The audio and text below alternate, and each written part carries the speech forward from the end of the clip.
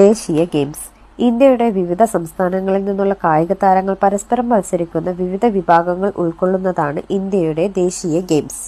Indian Olympic games എന്ന് തുടക്കത്തിൽ അറിയപ്പെട്ടിരുന്ന കായികമേളയുടെ ഇപ്പോഴത്തെ പേരാണ് നാഷണൽ ഗെയിംസ്. കേരളത്തിൽ ആദ്യമായി നാഷണൽ ഗെയിംസ് നടന്നത് 1987-ലാണ്.